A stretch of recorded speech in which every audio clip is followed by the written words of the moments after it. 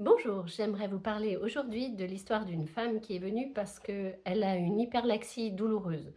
Donc elle était coiffeuse, elle peut plus faire son métier parce qu'elle n'arrive même plus à tenir une éponge et à essorer l'éponge sans avoir des douleurs.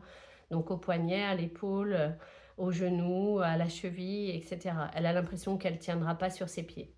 On retrouve, très vite que c'est lié à la colère et à la culpabilité.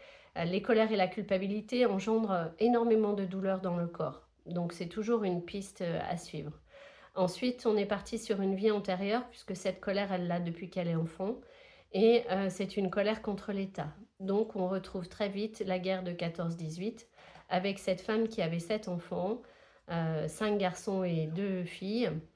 4 de ces garçons et son mari sont morts à la guerre, et un de ces garçons a déserté, s'est caché chez elle et l'État, l'armée, est venu le chercher et il a été fusillé.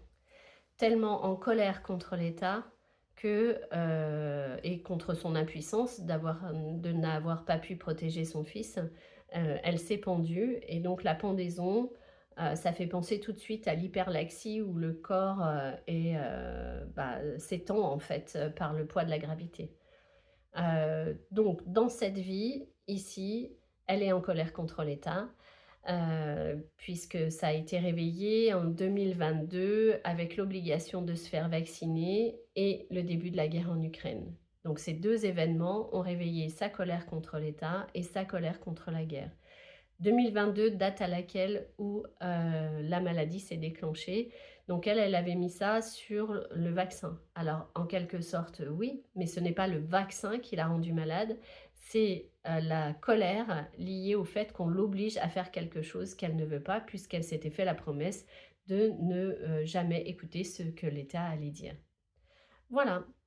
Bienvenue dans les histoires extraordinaires de séances d'hypnose régressive. Et si vous voulez en savoir plus, vous pouvez lire notre livre coécrit avec Annette Courteil, Faire la paix avec ses vies antérieures. Très belle journée à tous.